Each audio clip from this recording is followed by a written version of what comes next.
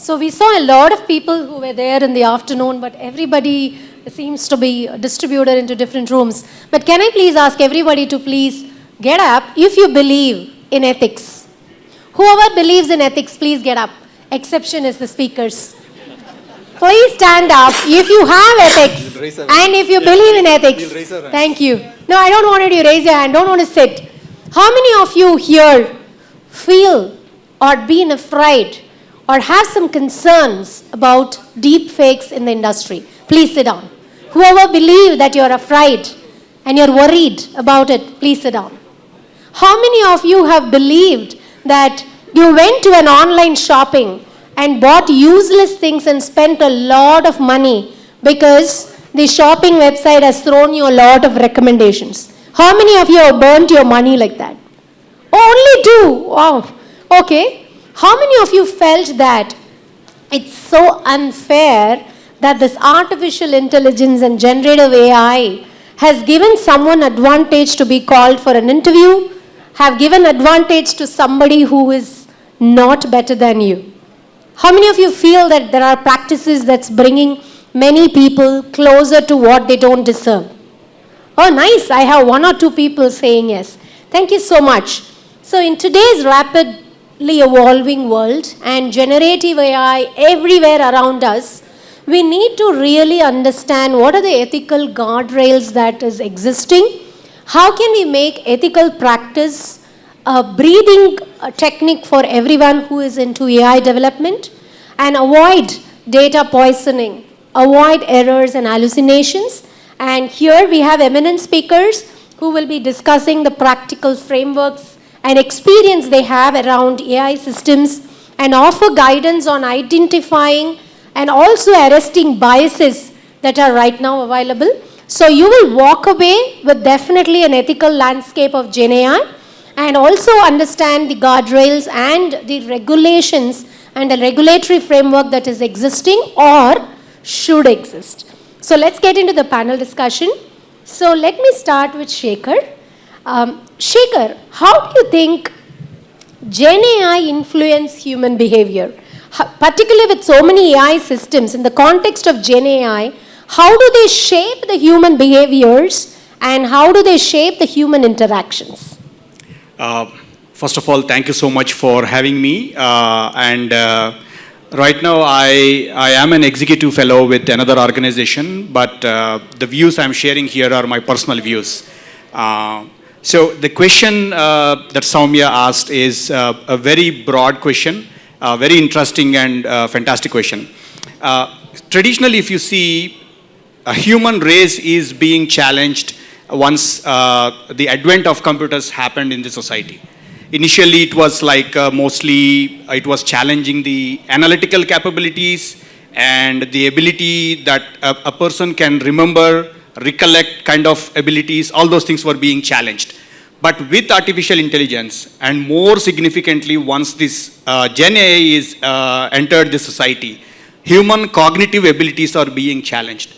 I'm sure whoever have their parents, you might have had this kind of an experience, right? At least I had that experience when I was trying to teach some basics of computers to my dad. My dad was saying, hey, stop, I cannot understand all those kind of conversations we were having many times, right? I'm sure many of you have. How many of you had similar? Okay, cool. Yeah, how many? Yeah. So similar lines, those days were the days wherein the deterministic computer systems were available.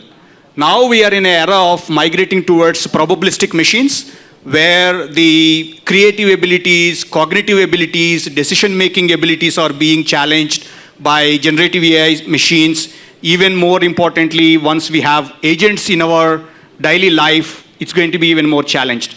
So having said this context, coming back to the question that Sowmya said it to me,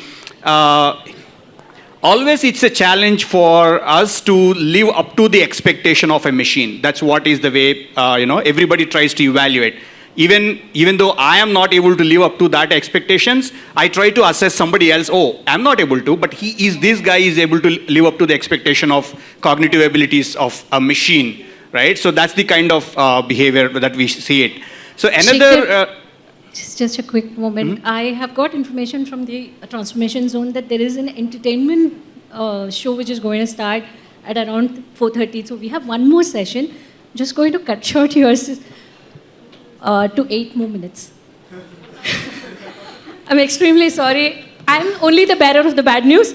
I'm not the one to blame here. So please, I know you have a lot of point of view. Lot of point of view. I'm sure audiences are interested to learn more, but let them do it at the launch. Extremely sorry about it. Talking about hallucination, right? No, I'm definitely not hallucinating, and you are not either. Yeah, please proceed. Go ahead. So what I was saying is the machines are always going to be challenging, especially the cognitive abilities and other things, other dimensions. And we have to live up to the expectation of, one, in terms of the way we consume the things, we as the consumers of generative AI, and in the other way, how we would be productive in our day-to-day lives and at work. So that's what is my quick thing. Sekhar. But if somebody is interested, I can discuss for hours together, and you can reach me offline. Thank you. Unfortunately, we have only 10 That's minutes. fine, yeah. So Sekhar, thank you for bringing this. I think this goes to the next question. So we all have seen this and laughed at our own pace that the machines are learning and humans are hooked to the mobile, right? So I wanted to bring in a new term on artificial stupidity. So Satish, usually the mistakes in AI, you ask 5 plus 7 is not 12 and 15, and you make the machine learn. So this can definitely lead to significant consequences if those AIs are in critical systems and other that.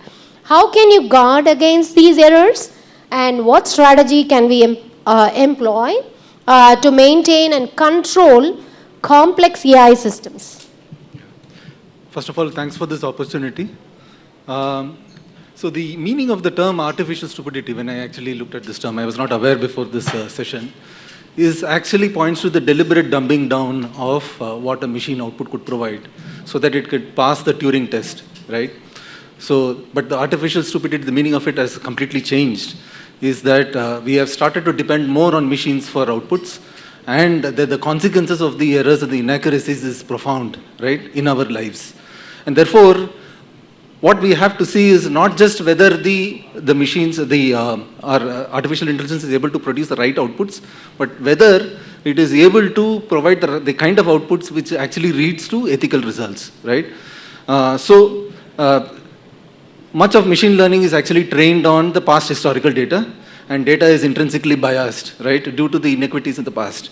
And if it is trained on that, there could be profound issues on that. And therefore, much of the guardrails that we are actually looking at, you will have to see whether you are able to take care enterprise also, because AI strategy has to be embedded at the top, as part of the top management strategy, and it has to be embedded within each of the different departments, etc. And there needs to be guardrails in terms of ensuring there is human in the loop as far as the validating, verification of these results, and ensuring that there is a continuous measurement of the bias, usage of adversarial data sets, etc. Right? So there are various measures and frameworks by which we can use as guardrails to prevent the generation of results which could create bad ethical outcomes. Thanks, Satish.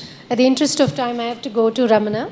So Ramana, these mistakes, bias, complex learning systems, how do you think we can prevent and have a reliable systems? What is your view on all of Sowmya, when you hear Bollywood directors creating some stupid movies, we call them as creative liberty, right?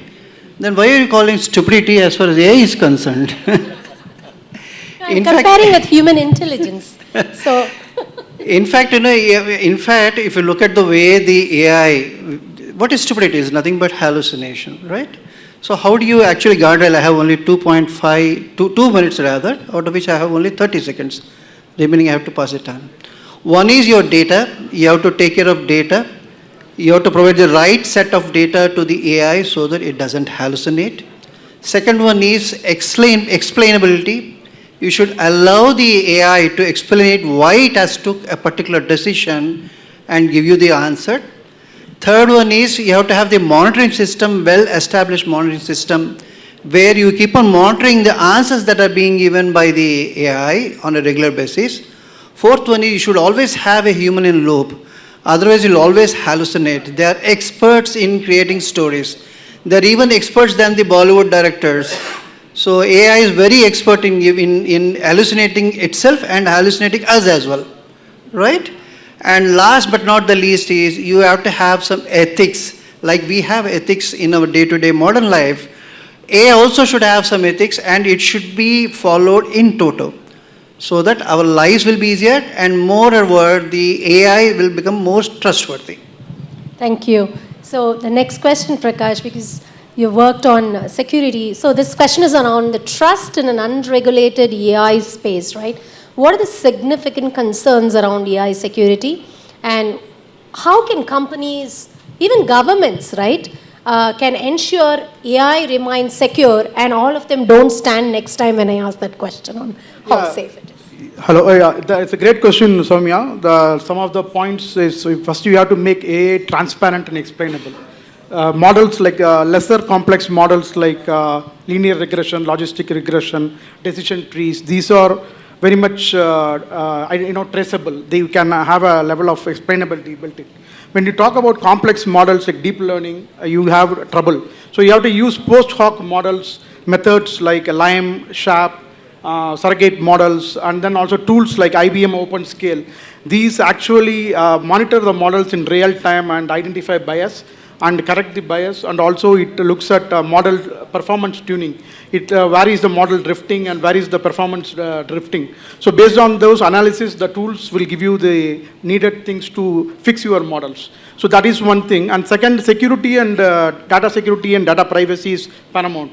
If you take healthcare, you are dealing with patient data like patient hospital records, personally identifiable information. So you can't use those data directly to train your AI model or Gen AI model. You need to anonymize the data, tokenize the data, use tools like Skyflow. So that will provide data residency governance, which then allows them to use this data towards AI model tuning. So there is a compliance regulatory aspect as well, like HIPAA in US.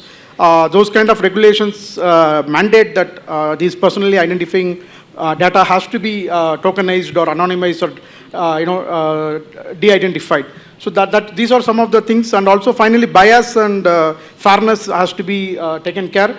We have to rely on tools like IBM Fairness Live, Fairness 360 that helps in monitoring real-time bias and helps you in fixing those bias in your models before they are put into production. So these are some of the things that we could take care and make sure from a technical point of view, you can say these are the guardrails you can use to make sure your AI is secure and reliable.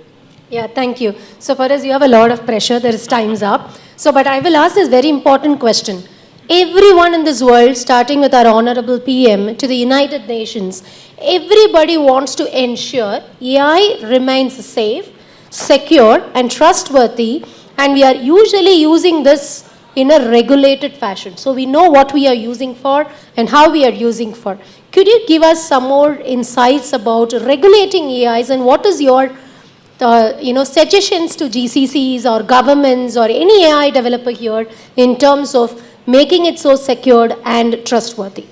Yeah, so Prakash shared a lot of light, very technical for a lot of folks here, but I want to take a little different angle to it, and I believe just for everyone's familiarity who are not hardcore hands-on into AI, but AI literacy is something that has helped us at 𝗏𝗏 a lot. So when generative AI boom came in November 2022, with all this GPT, I mean, generative AI has been there for 5 years, but our company had probably less than 10 people who were working on this and were adapting this.